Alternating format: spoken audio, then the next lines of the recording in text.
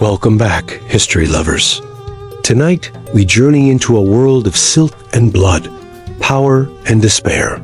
The royal bedchambers, where queens lived and far too often died. Before we begin, make sure to smash that like button, subscribe, and ring the bell. Because tonight's story is one you won't want to forget. You see, in the Middle Ages and beyond, childbirth was not a miracle. It was a gamble. And even queens, wrapped in jewels and guarded by armies, could not escape its deadly roll of the dice. Tonight, I bring you the stories of 7 royal women of England. Women who should have shaped dynasties, but instead were swallowed by childbirth itself. The year is 1235. Princess Isabella of England, daughter of King John, sails across stormy seas to meet her husband, Frederick II, Holy Roman Emperor. She is only 21. He is twice widowed, nearly twice her age, and infamous for keeping a harem of exotic concubines guarded by eunuchs. Her wedding is splendid, her crown glittering. But once the feasts are over, Frederick strips away nearly all of her attendants. Isabella finds herself isolated, surrounded by strangers, locked in the gilded cage of imperial politics. For 6 years, she bears child after child, her body breaking beneath the burden. One infant dies in infancy, others barely survive.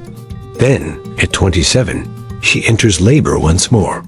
Candles flicker, midwives whisper prayers, physicians mutter nonsense about humors. Hours pass. The Empress screams.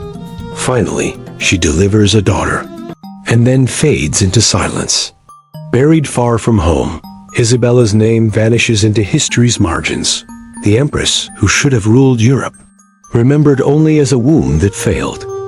She was just 12 when her fate was stolen. Mary de Bohun, heiress to a vast fortune, was kidnapped by her ambitious brother-in-law and locked away in a convent so that her inheritance could be devoured. But another predator arrived, John of Gaunt, Duke of Lancaster.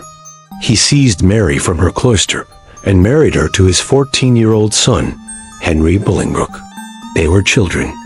Yet curiosity, desire, and dynastic pressure pulled them together.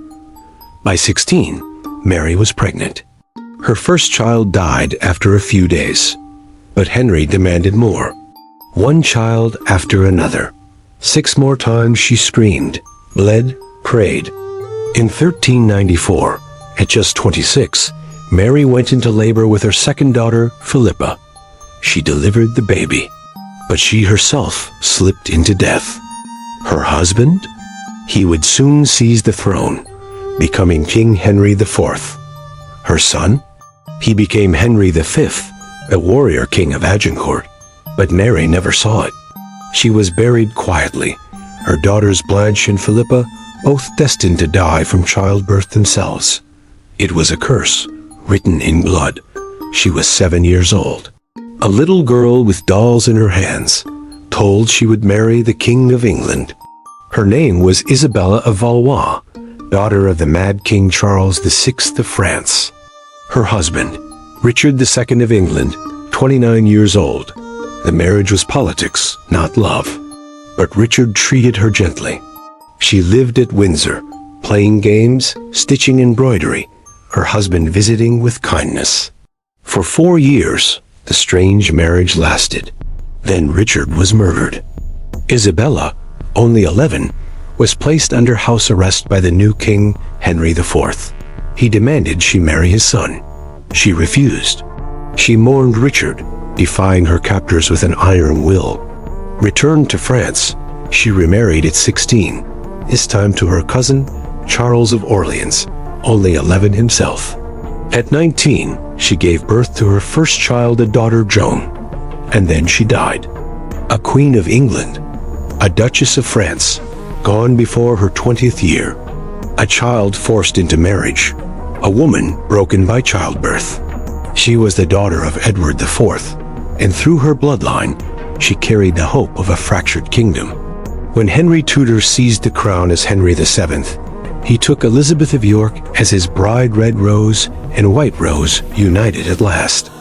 It was a political marriage, but against all odds, they grew to love one another. Elizabeth was gentle, kind, adored by her children and husband. Together, they rebuilt a war-torn dynasty. But happiness was fragile. She gave birth to 7 children. 3 died young. Her eldest son, Prince Arthur, died at 15, leaving England's future uncertain.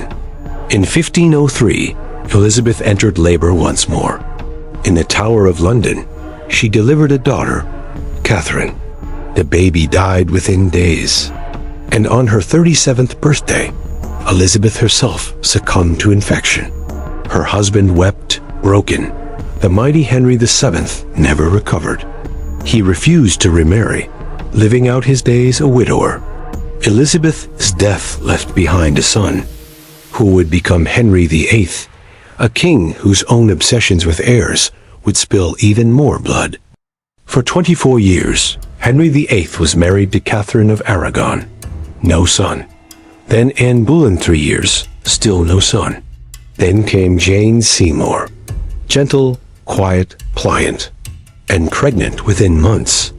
In September 1537, after 3 days of brutal labor with a breech child, Jane delivered Henry's greatest desire, a living son, Prince Edward. Henry rejoiced. The kingdom erupted in celebration, but the mother was absent. Jane lay feverish, writhing in agony. Childbed fever had gripped her. Within 2 weeks, she was dead. She was 29. She had been queen for only 17 months. Henry buried her with royal honors. Out of all his 6 wives, Jane was the only one to receive a queen's funeral. The son she left behind would reign as Edward VI, but he too would die young, a fragile boy of 15. Catherine Parr did not want to be queen. She had already buried 2 husbands when Henry VIII demanded her hand. She longed for peace. Instead, she became Henry's 6th wife. She outlived him. At last, freedom. She married her true love, Thomas Seymour, in secret. And in her mid-30s, for the first time, she became pregnant. But Seymour was faithless, even flirting with young Princess Elizabeth beneath Catherine's roof. The betrayal cut deep. Still, Catherine gave birth to a daughter, Mary. 6 days later, she was dead, another victim of childbed fever. Her infant vanished from history, likely dead before childhood. Her husband, reckless and ambitious, was executed for treason. Catherine Parr, the woman who survived Henry VIII, could not survive childbirth. She was the only legitimate child of George, Prince Regent, later George IV, and his despised wife, Caroline of Brunswick. Beautiful, popular, adored by the people, Charlotte was the hope of Britain's monarchy. Her marriage to the handsome Prince Leopold was the love story of the age. In 1817, she became pregnant, but her doctors wavered, placing her on strange diets, weakening her body. When labor came, it lasted 50 hours. At last, Charlotte delivered a 9-pound baby boy, stillborn, exhausted but alive. She whispered to her attendants, asked for broth, and fell asleep. Hours later, she awoke screaming. Hemorrhage, convulsions. By dawn, Charlotte was dead. She was 21. The nation plunged into grief. Shops ran out of black cloth. Churches tolled with sorrow. Every household mourned as if they had lost their own child. Her doctor shot himself in despair, and her death forced the royal family into a desperate scramble for heirs, leading, ultimately, to the birth of Queen Victoria. But what if history had given us Queen Charlotte I? We will never know. 7 queens, 7 women, all destroyed by the same fate. They wore crowns of gold, but they died in beds of blood. They were mothers of kings, but they were also prisoners of their wombs. Medieval medicine failed them. Politics consumed them. And history, for too long, forgot them. But tonight, we remember. If you found this story as chilling as I did, please like this video, subscribe, and share it with anyone who loves history's darkest truths. Because behind every crown, there is a price. And sometimes that price is life itself.